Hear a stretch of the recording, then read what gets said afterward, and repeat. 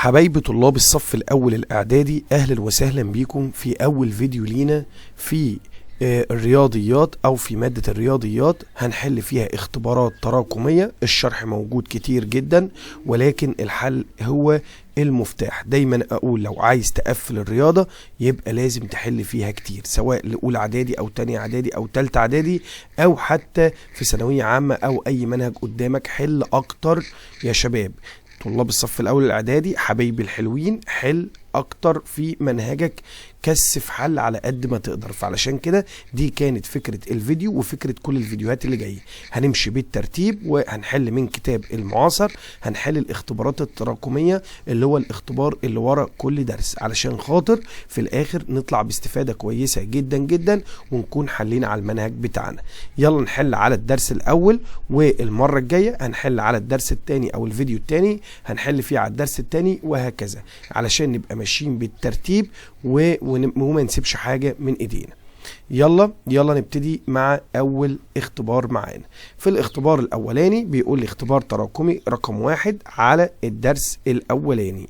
هنحل فيه على الدرس الاول في الوحدة الاولى على الدرس بتاع القوى والاسس. تمام. فاول حاجه بيقول لي لو انا عايز 3 امثال العدد 3 اس 5. 3 امثال، خلينا متفقين 3 امثال معناها هاخد 3 وضرب، بعدين امثال العدد 3 اس 5 يبقى انا هاخد 3 اس 5. يا شباب خلاص احنا من خلال الشرح عارفين ان 3 و3 اخد واحده، وهنا كأن اس 1 لان احنا في الضرب بنجمع الاسس، يبقى 1 و5 يبقى 3 اس 6. يبقى انا هختار مين؟ هختار 3 اس 6. في رقم 2 بيقول لي 7 في 7 في اكس في اكس في 7. طبعا انا ملاحظ ان هو هنا بيقول لي يا ترى دي هتطلع بكام. لو انا اعتبرت ان دي طبعا هي كده دي اس 1 ودي اس 1 يبقى كده 2، ودي اس 1 يبقى كده 3. تمام. يبقى المفروض ان تطلع 7 اس 3.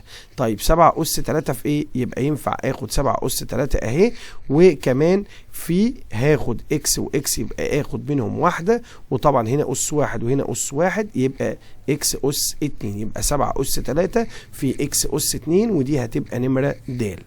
بعد كده في رقم 3 بيقول ال 125 عباره عن كام؟ هقدر اقول له ان ال 125 لو انا خدت الاختيار الاول 5 اس 2 ب 25 يبقى مش هي دي.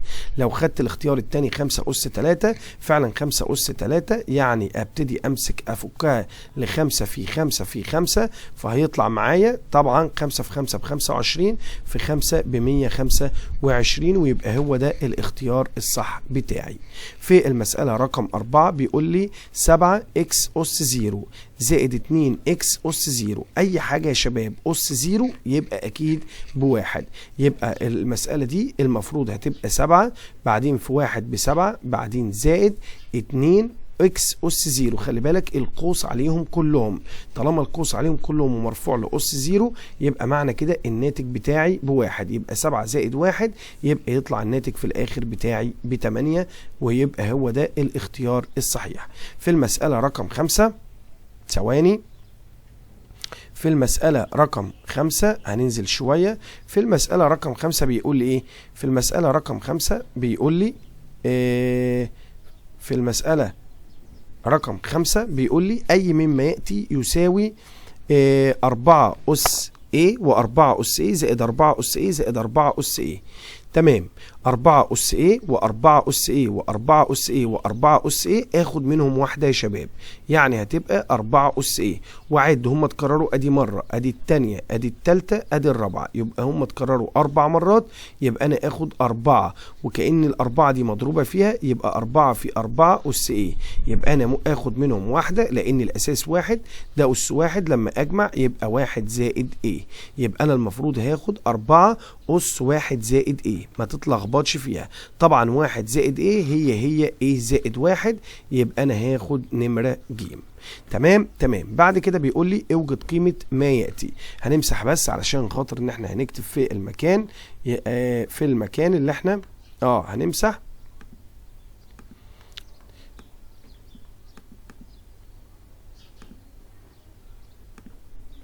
تمام.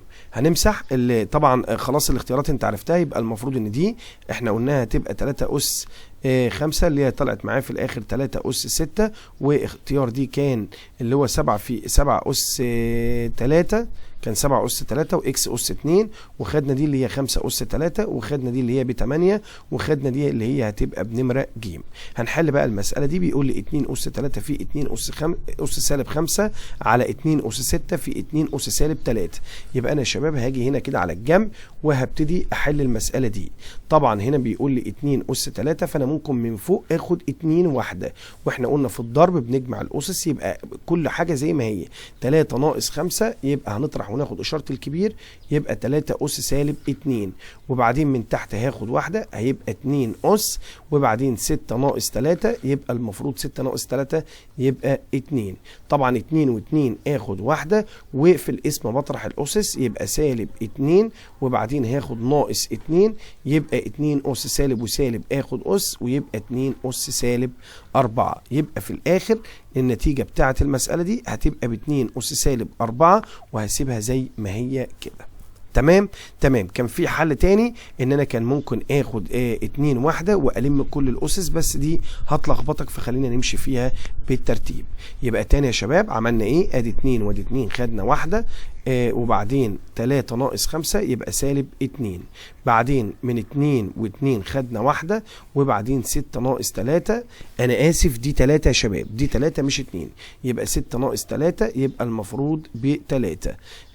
6 ناقص 3 ب3، يبقى 2 أس سالب 2، بعدين ناقص 3 يبقى كانت المفروض 2 أس سالب 1 مش سالب 4، لا 2 أس سالب 1، وكان ممكن أنزل السالب 1 يعني أقول بتساوي وأنزلها تحت، بس مش عارف دي بقى خلاص احنا هنكتفي بس إن هي تبقى 2 أس سالب 1. خلاص تمام.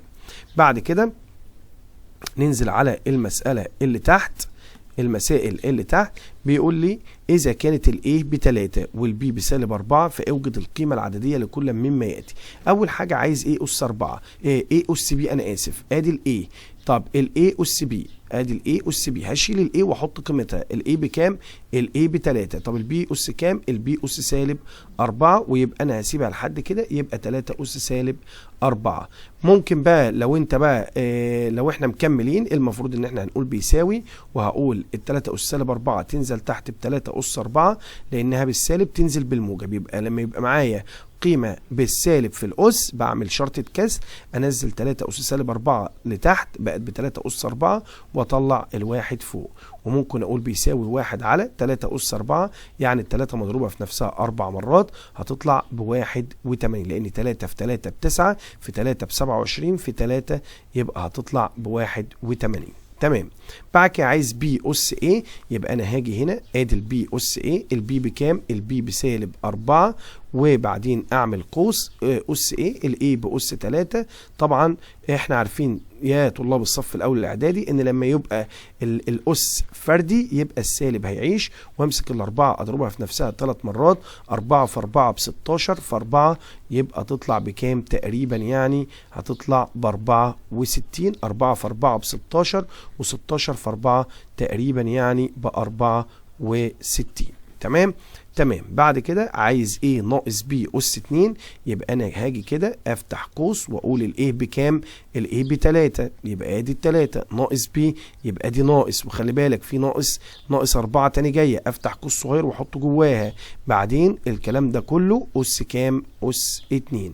يبقى لازم أخلص اللي جوه الأقواس في الأول، يبقى 3 بعدين ناقص في ناقص يطلع بموجب، لأن القوسين دول السالب ده مضروب في القوس، ويبقى 3 زائد 4 الكل أس 2، و3 و4 يبقى 7. 7 أس 2 بكام؟ ب49. يبقى احنا كده جبنا كمان قيمة دي. فاضل لي دي، تعالى هنمسح بس علشان نفضي مكان.